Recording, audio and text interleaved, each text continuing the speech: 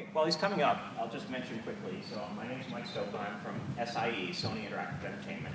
I live in Silicon Valley, and although the name of our company technically is Sony Interactive Entertainment, we call ourselves PlayStation.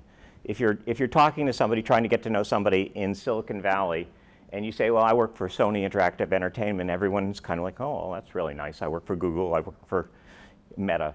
But if you say, I work for PlayStation, everybody goes, that's cool. So, our company says, oh, don't call the name PlayStation. Don't say the company's name is PlayStation, but we do anyway. Okay, so hopefully. So the question is, who are we, and how did we come to CSAIL Alliances, and what has it meant to us? So as I said, we're PlayStation, and we make games. And in fact, we make the best games in the world. And we make the best gaming console in the world, and I won't take any arguments on that. It's the PS5.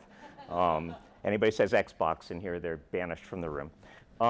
And so I've only worked there for a few years, but my job is to involve us with our future technology group and researchers. And so then, why did we join CSAIL Alliances? Well, that's a two-part question. And the first part is, why are we doing research at all? What are our research objectives mean? And then how do we meet those objectives by being a part of CSAIL? So here's just a few of the topics that are interesting for us. Just three themes that I picked out. One is immersion. You want to be really a part of the game, and that involves audio, it involves the visual, it involves tactile, the game controller. There's a lot of research on that. Some of it is electronics, to be honest with you. Things like cloud-native gaming. A lot of gaming takes place on a console. A lot of gaming takes place in the cloud, especially multiplayer games. So things like latency are very important to us, and those are sort of AI type of projects. The last area here, which to me is the most interesting, is realistic NPCs. Who here knows what an NPC is? Pretty much everybody. I didn't when I got into the company. It's a non-player character. So if you play a AAA game like Spider-Man, there are other characters that wander around with you, and they communicate with you.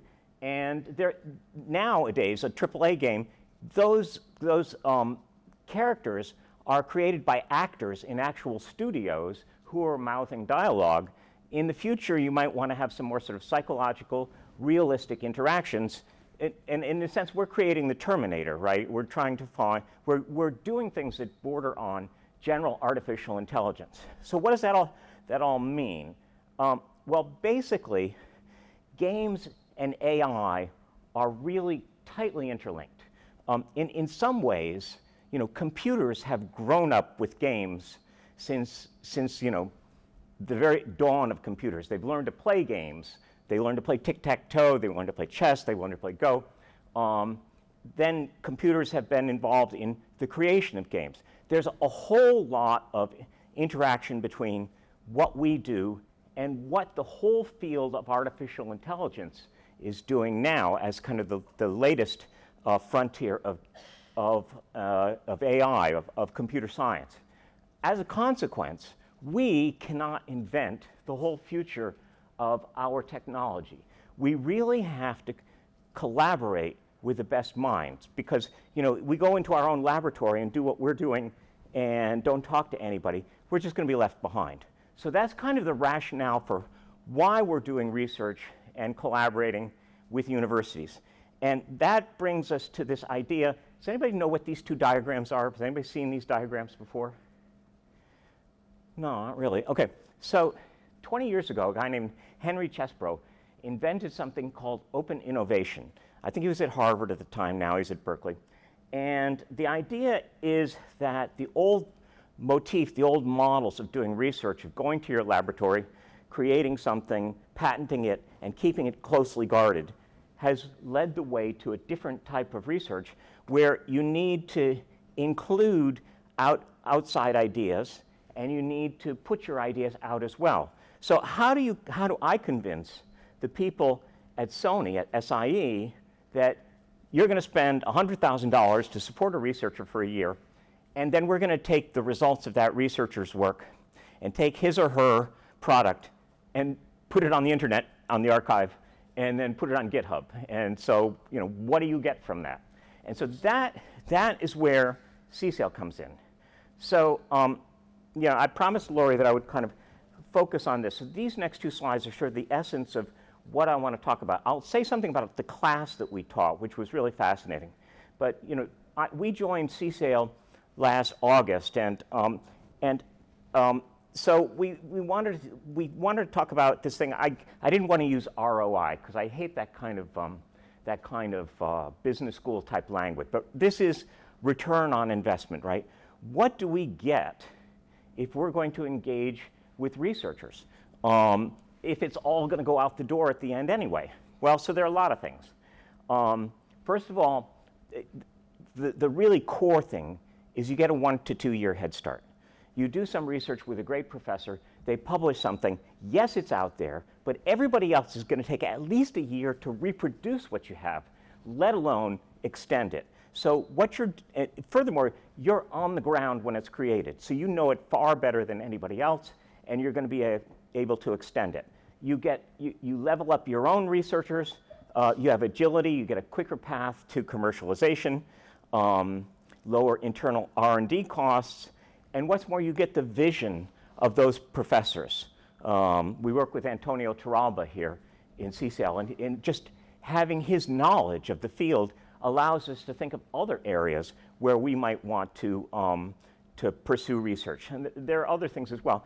This is what I would call the internal-facing benefits to us of research.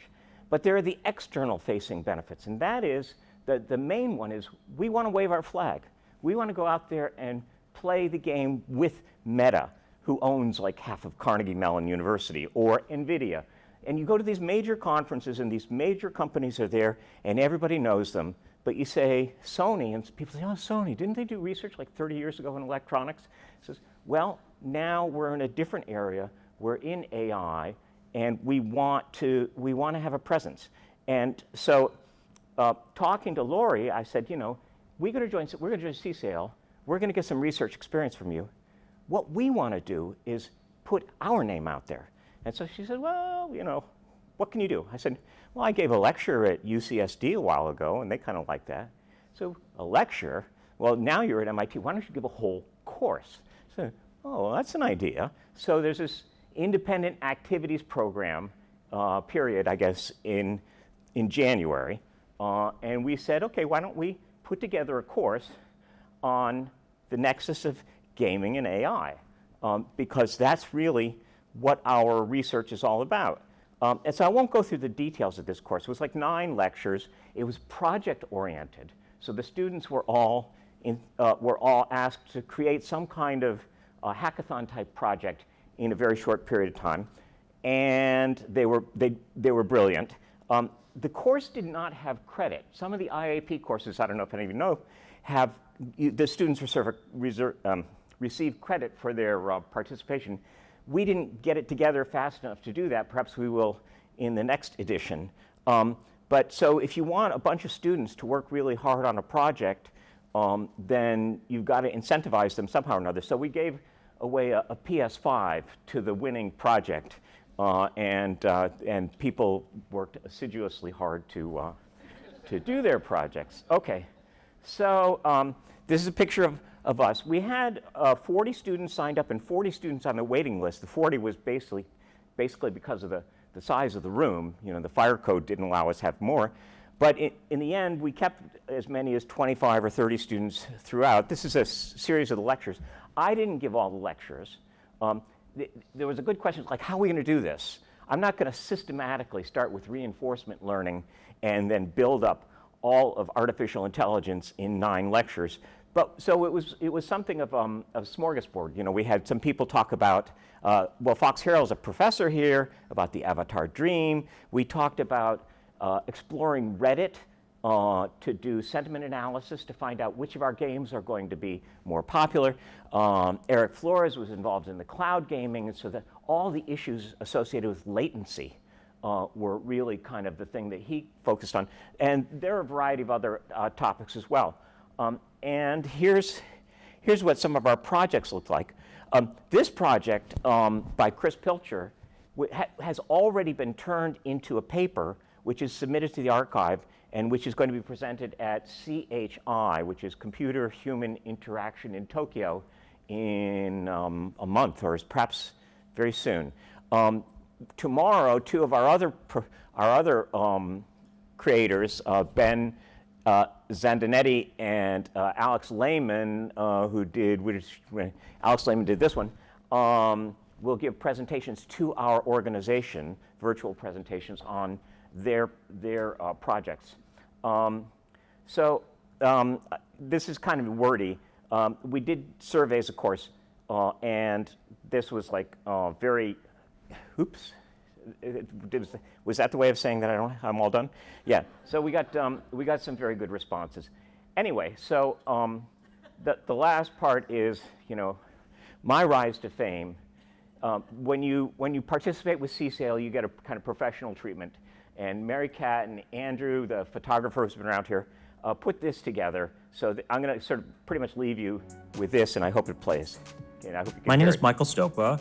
I am a senior academic manager from Sony Interactive Entertainment. We are here to offer an activity in the independent activities period in conjunction with CSAIL on the nexus of artificial intelligence and games. This course means a lot to Sony, as all large organizations are exploring artificial intelligence and large language models in a variety of contexts. And this is just an additional place where we're able to explore some of the amazing technologies that are coming out all over the place. The ability to meet with experts, not only the lecturers, but the other people taking the course, were all very brilliant. We've all been waiting for like more intelligent games and more intelligent NPCs and stuff like this. I think one thing I maybe didn't think about was like the actual technical challenge of getting that done. Like it's really nice to think about like, oh, what if we had clever NPCs and stuff like this? But actually, I think like being able to actually implement these sorts of systems and understand the technical challenges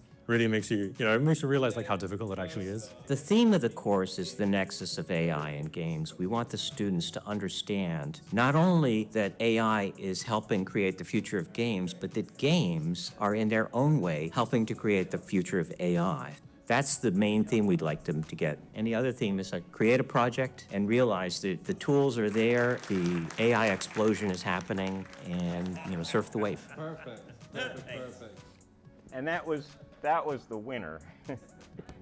There. Anyway, so these guys did a great job. So the conclusions are that CSAIL has given us, SIE, many points of contact and quality researchers. The IAP course was just a great opportunity to meet a lot of brilliant students. And to some extent, CSAIL is as much about what you give and how you increase your profile through it as it is of what you get, which is considerable as well. All right, I probably went over, but thanks very much.